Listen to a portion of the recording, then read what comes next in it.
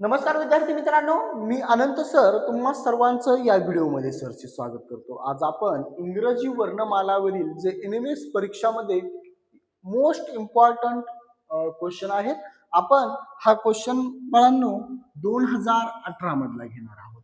2018 मध्ये हा क्वेश्चन पडलेला आहे कुठे मेन तुमच्या एक्झाम मध्ये। आता हा प्रश्न कसा सोडवायचा स्टेप बाय स्टेप मी सर्व सोल्युशन तुम्हाला देणार आहे। व्हिडिओ शेवटपर्यंत पहा जेणेकरून तुम्हाला परीक्षेमध्ये कुठल्याही प्रकारची अडचण येणार नाही। 2018 मध्ये पडलेला क्वेश्चन मी घेतोय बघा। प्रश्न 1 ते 3 साठी दिलाय, इथे तुम्हाला दिसत असेल प्रश्न 1 ते 3 साठी। सूचना A ते Z या इंग्रजी अक्षरमालेत सम क्रमांकांची अक्षरे वगळून नवीन अक्षरमाला तयार होते, तिचे निरीक्षण करून पुढील प्रश्नांची उत्तरे द्या। म्हणजे थोडक्यात आपल्याला ABCD लिहून घ्यावं लागेल। काय करावं लागेल? ABCD। बघा मी इथे ABCD लिहून घेतो। A B पूर्ण ABCD लिहून घ्या। ओके, पूर्ण काय करायचं? ABCD अगोदर लिहायची। मी स्टेप बाय स्टेप तुम्हाला सर्व सांगणार आहे। A ते Z पर्यंत इंग्रजी अक्षरमालिका लिहून घ्या। जर तुम्हाला विषम संख्या काढता येत असतील ह्याच्यातल्या विषम संख्याला अल्फाबेट कोणते देतात तुम्ही डायरेक्टली काढले तरी चालतात, पण मी तुम्हाला समजून सांगण्यासाठी मी पूर्ण ABCD लिहून घेणार आहे। आता त्याच्यातल्या आपल्याला सम क्रमांकांचे अल्फाबेट काय करायचे? गाळायचे म्हणजे काढून टाकायचे। बघा A B C D E F G H I J K L M N O P Q R S T U V W X Y आणि Z। ओके, मी काय केलं? A ते Z पर्यंत आता काय केले? अल्फाबेट लिहून घेतले। ह्याला सिंपली नंबर द्या। 1 2 3 4 5 6 7 8 9 10 11 12 13 14 15 16 17 18 19 20 21 आणि 22 इकडे 23 24 25 आणि 26। ओके, आता काय सांगितलं आपल्याला? या अल्फाबेट मधील सम क्रमांकांचे अल्फाबेट काय करायचे? काढून टाकायचे। मग इथं 2 हे सम क्रमांकाचा हे एक अल्फाबेट गेलं। पुढे 4 6 8 10 12 14 16 18 20 22 24 आणि 26। ओके, राहिलेल्या अल्फाबेटचे आता काय करायचं? नवीन अक्षरमाला तयार करायची। म्हणजे अल्फाबेट एक इंग्रजी वर्णमाला तयार करायची। राहिलेले alphabet A C E G I K M O Q S U W आणि Y। ओके, याला नंबर द्या। आता चला नंबर 1 1 2 3 4 5 6 7 8 9 10 11 12 आणि 1 13। ओके, हे आपल्याला विषम संख्यांचे अल्फाबेट मिळाले आहेत। आता त्याच्यावरून आपण पहिला क्वेश्चन सॉल्व्ह करू। नवीन अक्षरमालेत मधोमध येणारे अक्षर कोणते? मधोमध कसं काढणार? मधोमध बघा इकडे 1 2 3 4 5 आणि 6 अल्फाबेट सोडून द्या 6 पर्यंत। तिकडून बी 6 अल्फाबेट सोडून द्या 1 2 3 4 5 आणि 6। ओके, बघा 1 2 3 4 5 आणि 6 म्हणजे मध्यभागी तुम्हाला कोणता आलं? अल्फाबेट मध्यभागी तुम्हाला भेटले M। मध्यभागी कोणतं भेटलंय? मधोमध येणारे अक्षर काढायला सांगितलं होतं आपल्याला। M हे अक्षर तुमचं बरोबर आहे।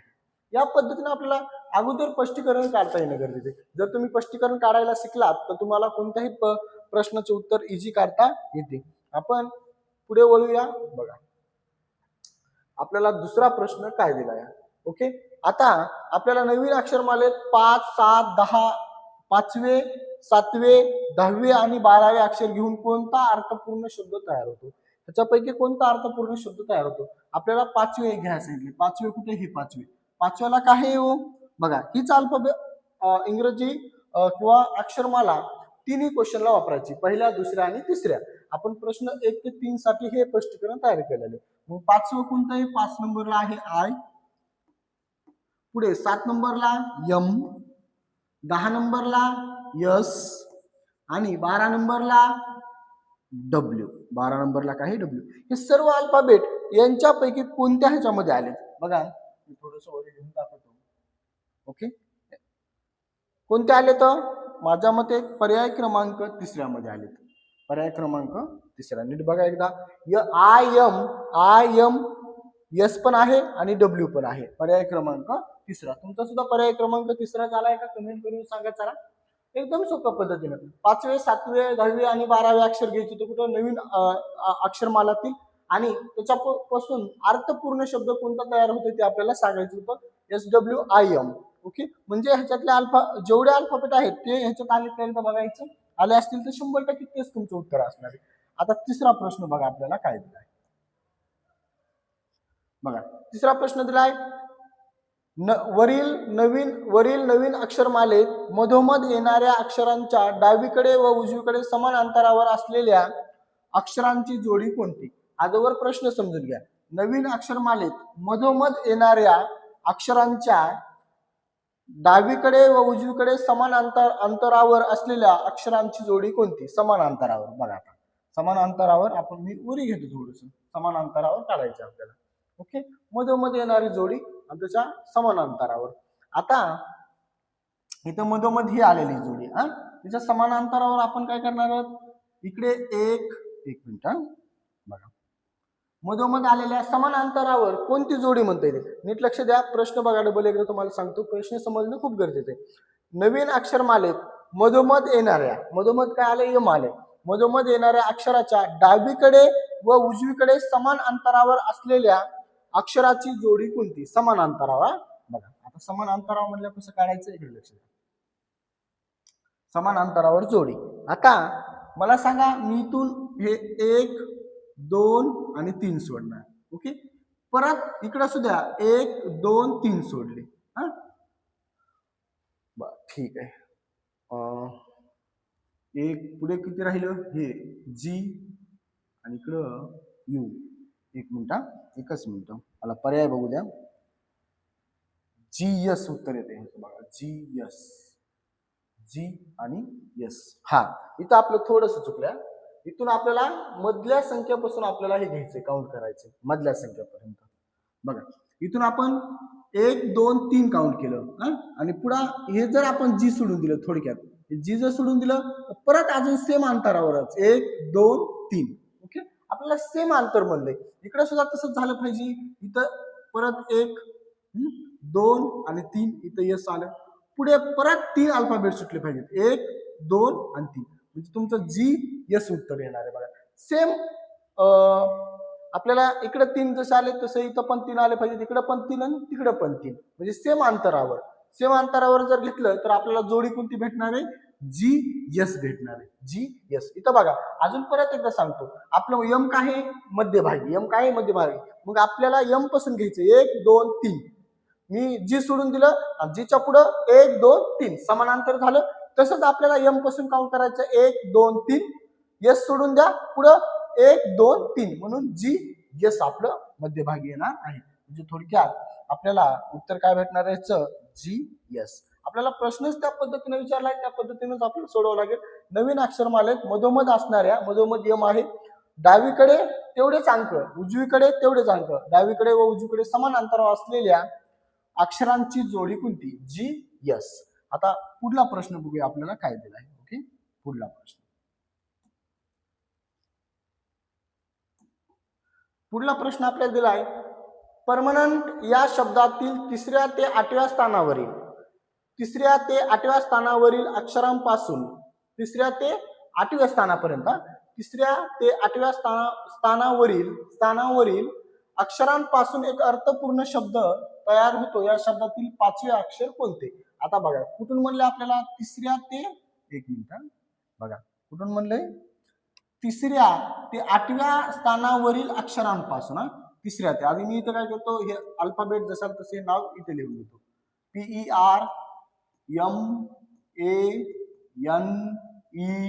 PERMANENT. ओके, घेतलं नाव लिहून. त्याला नंबर द्या चला. 1 2 3 4 5 6 7 8 आणि 9. ओके, व्यवस्थित जर तुम्ही लक्ष दिलं तर 100% तुम्हाला समजणार आहे. 100%. आणि जमलंच तर तुमच्याकडे वही पेन असेल तर तुम्ही लिहून घेऊ शकता. बघा इथे PERMANENT परमनंट या शब्दातील 3ऱ्या ते 8व्या स्थानावरील 3ऱ्या ते 8व्या. आता 3ऱ्या ते 8व्या इकडे बघा, इथून इथपर्यंत ओके, इथून इथपर्यंत.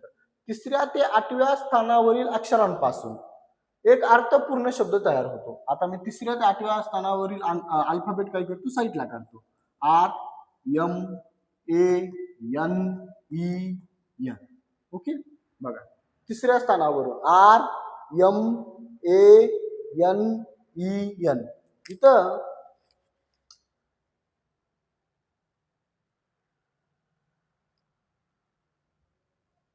हे नाव कदाचित तयार होईल बघा. काय?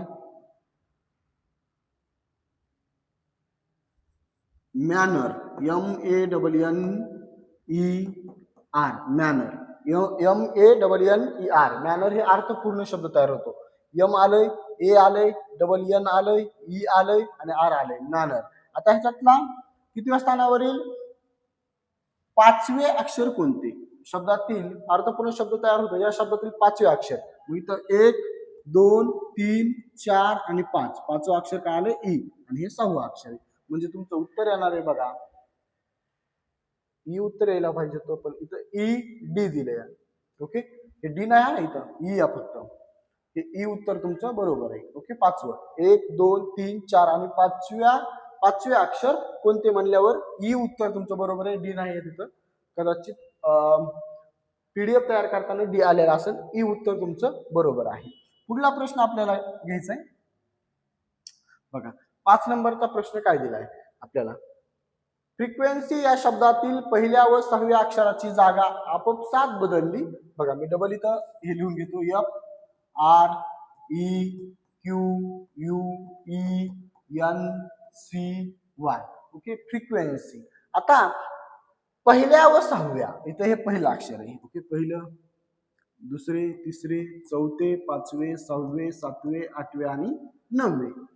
पहिल्या व 6व्या म्हणजे हे ते इथपर्यंत. ओके, या पद्धतीने. बघा, हे 1 नंबरचं काय?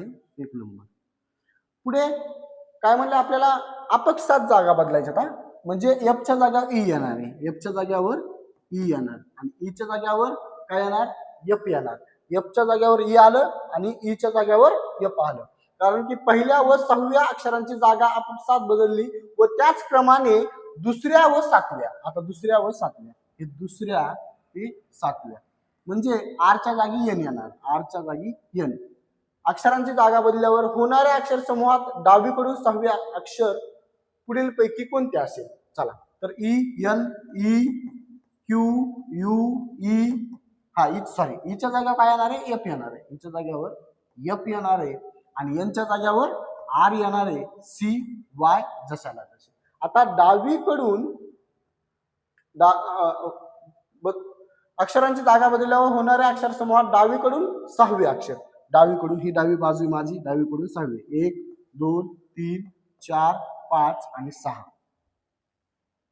पर्याय क्रमांक 3. तुमचं सुद्धा उत्तर पर्याय क्रमांक 3 आलाय का? मला कमेंट करून सांगा. आपण पूर्ण NMSC या चॅनलवरती तयारी करून घेणार आहोत. व्हिडिओला लाईक करून हा व्हिडिओ आपल्या मित्रमैत्रिणींपर्यंत पोहोचवायचा आहे, आपल्या ग्रुपवरती शेअर करायचा आहे. चॅनलला सबस्क्राईब करून ठेवा, जेणेकरून आपण सर्व परीक्षेची तयारी या व्हिडिओमध्ये, या चॅनलवरती तुमची होईल.